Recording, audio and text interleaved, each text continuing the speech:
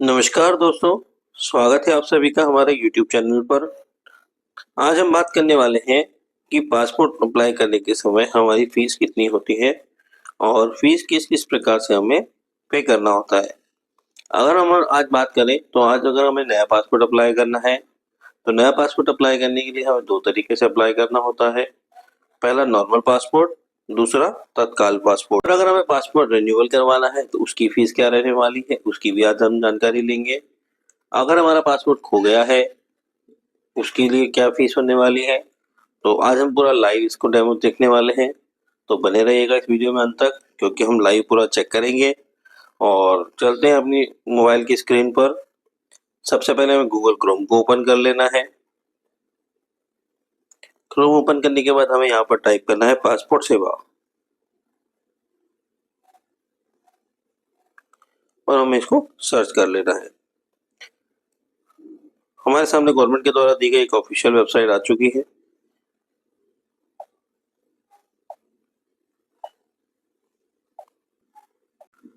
हमें इस वेबसाइट को क्लिक करना है। ये गवर्नमेंट के द्वारा दी गई ऑफिशियल वेबसाइट है। पासपोर्ट सेवा के नाम से आपको दिखाई दे रही है, जिसका ऑफिशियल लिंक मैं आपको ग्रुप में नीचे दे दूंगा। इसका ऑफिशियल लिंक मैं आपको बायो में दे दूंगा, आप वहां से क्लिक करके भी इसको ओपन कर सकते हैं। तो चलिए हम इसको क्लिक करते हैं। ये हमारे सामने पासपोर्ट सेवा का ऑफिशियल वेब पेज ओपन हो चुका है। तो अगर हमें फीस जानना है कि कितनी फीस होने वाली है, तो सबसे पहले हमें यहाँ पर उसको जूम करना है। जूम करने के बाद अब हम लाइव चेक करने वाले हैं फी कैलकुलेटर के ऑप्शन के बाद। जैसे आपको दिख रहा होगा फी कैलकुलेटर वाला ऑप्शन, हमें इस वाले ऑप्शन पे क्लिक करना है। जैसे हम इस वाले ऑप्शन पे क्लिक करते हैं, क्लिक करने के बाद हमारे सामने एक नया वेब पेज ओपन हो जाएगा। यहाँ पर हमारे सामने कुछ ऑप्शन दिखाई दे रहे हैं, हमें उस ऑप्शन को फिल करना है। सबसे पहले अगर हम बात करें select application type, application type में passport, PCC, identity certification, surrender certification, background verification for GEP. ये कुछ ऑप्शन दिखाई दे रहे हैं। ये अलग अलग तरीके से इनकी फीस क्या होने वाली है उसके लिए बताया गया है। तो आज हम पासपोर्ट की फीस की बात करने वाले हैं, तो हम पासपोर्ट सेलेक्ट कर लेते हैं। पासपोर्ट सेलेक्ट करने के बाद हमें यहाँ से पूछा जाएगा सर्विसेज किस टाइप से आप यूज़ करना चाहते हैं। पहली सर्विस फ्रेश करना चाहते हैं या रिन्यूअल के लिए लेना चाहते हैं। तो हम अपना पासपोर्ट नया बनाना चाहते हैं, तो नए पासपोर्ट को अप्लाई करने के लिए फ्रेश वाले बटन पर क्लिक करना है। सेलेक्ट करने के बाद हमसे एप्लीकेंट की एज पूछी जाएगी। तो एज हमें यहाँ पर दिखाई दे रही है कि अगर 15 ईयर से नीचे है उसके लिए पासपोर्ट अप्लाई करना है, या 18 से अबव है उसके लिए अप्लाई करना है, या 15 से लेकर 18 के बीच की व्यक्ति एज के बीच का कोई व्यक्ति है उसके लिए अप्लाई करना है। 18 ईयर एंड अबव वाले पे क्लिक कर लेता हूँ। जैसे मैं यहाँ क्लिक करता हूँ, यहाँ पर फिर हमारे सामने कुछ ऑप्शन ओपन हो जाएंगे। तो हमें यहाँ पर आप देख पा रहे हैं 2 option, number of pages in booklet. अगर हम बात करें यहाँ पर पासपोर्ट की बुकलेट की, तो यहाँ पर 2 प्रकार की बुकलेट होती हैं। एक नॉर्मल जो पासबुक आती है वो आती है पासपोर्ट के अंदर 36 पेज की पासबुक आती है, और एक आती है 60 पेजेस की 60 पेज की पासबुक आती है, जो कि जम्बो पासबुक बोला जाता है। अगर मुझे 36 पेज के लिए अप्लाई करना है नॉर्मल के लिए, तो मैं 36 पेज से सेलेक्ट कर लेता हूँ। जैसे हम 36 पेज की पासबुक सेलेक्ट करते हैं, सेलेक्ट करने के बाद अगला ऑप्शन आता है रिक्वायर्ड स्कीम। रिक्वायर्ड स्कीम के अंदर अगर हम देखेंगे तो हमारे पास 2 ऑप्शन दिखाई देंगे। पहला जो ऑप्शन दिखाई देगा नॉर्मल और तत्काल। अभी पहले हम जानते हैं नॉर्मल के अंदर कितनी फीस होने वाली है, तो मैंने नॉर्मल सेलेक्ट कर लिया है। नॉर्मल सेलेक्ट करने के बाद मैं कैलकुलेट फी पे क्लिक करता हूँ। जैसे मैं कैलकुलेट फी पे क्लिक करूंगा, मेरे सामने पासपोर्ट अप्लाई करने के लिए एक फीस आ जाएगी। तो सामने आप स्क्रीन पे देख पा रहे होंगे कि फी अमाउंट आ चुका है। तो 1500 रुपये इसकी फी रहने वाली है। ऐसे ही अगर मैं यहाँ पर इस ऑप्शन को चेंज कर लेता हूँ, और चेंज करने के बाद यहाँ पर नॉर्मल की जगह मैं तत्काल सेलेक्ट करता हूँ। तत्काल की जो कैलकुलेट करने पे फीस आने वाली है, फीस कितनी होती है वो देखते हैं। तो मेरे सामने यहाँ पर तत्काल की फीस रहने वाली है वो 3500 रुपये रहने वाली है। दोस्तों एक चीज़ जरूर देखिएगा कि अगर हम 36 पेजेस की बात कर रहे हैं, ये फीस हमने जो बात करी है वो 36 पेज वाली पासबुक की बात करी है। यहीं पे हम जानते हैं कि अगर 60 पेज की पासबुक अप्लाई करते हैं तो उसके लिए क्या फीस रहने वाली है। तो हम चलिए वो भी चेक कर लेते हैं।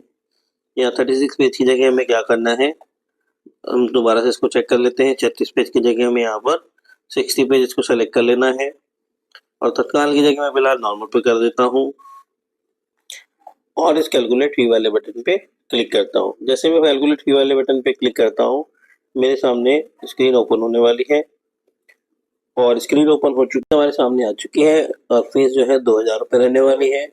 अगर मैं यहाँ पर बात करूँ नॉर्मल की जगह तत्काल पर, इसी को हम तत्काल में अगर चेक करें तो कैलकुलेट फी वाले बटन पर दोबारा से मैं क्लिक करता हूँ। जैसे मैं कैलकुलेट फी वाले बटन पर क्लिक करता हूँ मेरे सामने फी जो हो गई है वो जस्ट डबल हो चुकी है तो 4000 रुपये फीस रहने वाली है। ये तो हम बात कर रहे थे नए पासपोर्ट के लिए। और सेम अगर मैं बात करूँ ये फ्रेश की जगह रिन्यूअल पे करते हैं तो रिन्यूअल पे भी फीस सेम रहने वाली है। तो चलिए ये भी चेक कर लेते हैं। हमने कुछ ऑप्शन मिस कर दिया है, यहाँ पर हमें यहाँ पर ऑप्शन दिखाई देंगे रीइश्यू के लिए। रीइश्यू में बहुत सारे ऑप्शन है। तो अगर हमारा पासपोर्ट अगर रिन्यूअल होना है तो रिन्यूअल के लिए क्या फीस रहने वाली है, किस तरीके से उसको सेलेक्ट करना है, तो हम उसकी जानकारी ले लेते हैं। तो सबसे पहले हम यहाँ पर गए थे पासपोर्ट एप्लीकेशन के लिए फी कैलकुलेटर वाले ऑप्शन पर। तो कैलकुलेटर वाले ऑप्शन में हमने पासपोर्ट सेलेक्ट किया था। पासपोर्ट सेलेक्ट करने के बाद हमें फ्रेश वाले ऑप्शन की जगह रिन्यूअल वाले ऑप्शन पे, रीइश्यू वाले ऑप्शन पे क्लिक कर देना है। जैसे हम रीइश्यू वाले ऑप्शन पे क्लिक करते हैं और हमारे पास में कुछ ऑप्शन और दिखाई देंगे। यहाँ पर एज का ऑप्शन दिखाई दे रहा है तो मैं एक बार दोबारा से आपको दिखा देता हूँ। तो रीइश्यू वाले ऑप्शन के बाद हमें यहाँ पर एज सेलेक्ट करना है तो 18 ईयर मैंने यहाँ पर सिलेक्ट कर लिया है और मैं रीज़न पूछा जाएगा रीइश्यू का कि रीइश्यू क्यों करवाना चाहते हैं। तो यहाँ पर कुछ ऑप्शन आपके सामने दिखाई दे रहे हैं। इस ऑप्शन में से कोई एक ऑप्शन सेलेक्ट करना होगा। अगर मैं पहली बात करूँ वैलिडिटी एक्सपायर्ड की, तो एक्सपायर्ड में कितनी फीस रहने वाली है, तो एक्सपायर्ड के लिए भी अगर मैं बात करूँ 36 पेजेस की नॉर्मल पासपोर्ट के लिए, तो नॉर्मल पासपोर्ट के लिए कैलकुलेट फी पे हमने क्लिक कर दिया है और नॉर्मल पासपोर्ट में जितनी फीस आती है रीइश्यू में भी सेम फीस रहने वाली है। फीस में कोई चेंजेस नहीं रहने वाला है, बस इसका फॉर्म फिल करने का तरीका थोड़ा सा चेंज हो जाएगा। हमें नॉर्मल की जगह रीइश्यू वाले फॉर्म को फिल करना होगा।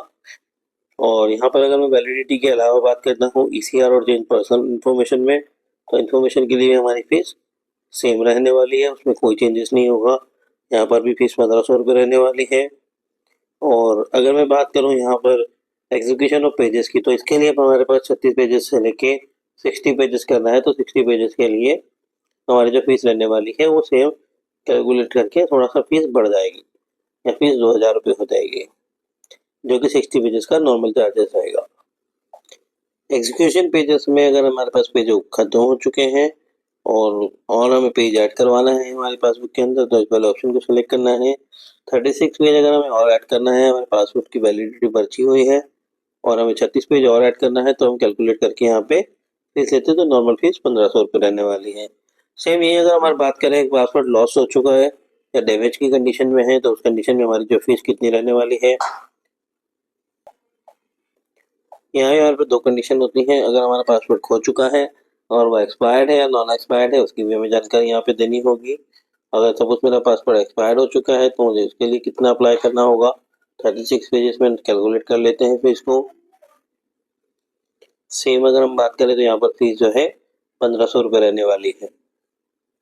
अगर हमारा पासपोर्ट एक्सपायर नहीं हुआ है तब उस कंडीशन में हमारी फीस कितनी रहने वाली है, तो हमें यहाँ पर नो कर लेना है। नो करने के बाद नॉर्मल की फीस कितनी रहने वाली है, यहाँ पे जो नॉर्मल की फीस रहने वाली है 3000 रुपये रहने, जस्ट डबल हो जाएगी हमारी फीस अगर हमारा पासपोर्ट एक्सपायर नहीं हुआ और उससे पहले हमारा पासपोर्ट खो चुका है या हमारे पासपोर्ट में कुछ डैमेज हो चुका है। तो ऐसे ही तो अगर आप कोई भी चीज़ चेक करना चाहते हैं, अगर आप अपनी एज के अकॉर्डिंग चीज़ को चेक करना चाहते हो तो सिर्फ आपको अपना एप्लीकेशन एज सेलेक्ट करना है। एज सेलेक्ट करने के बाद आपने अपनी सारी डिटेल फिल करनी है। डिटेल फिल करने के बाद इस कैलकुलेटर को आप इजी यूज़ कर सकते हैं। अगर आपको हमारी जानकारी पसंद आई होगी तो प्लीज़ हमारे चैनल को लाइक और चैनल को सब्सक्राइब जरूर कीजिएगा। मिलते हैं आपसे अगली वीडियो में, तब तक के लिए टेक केयर, गुड बाय।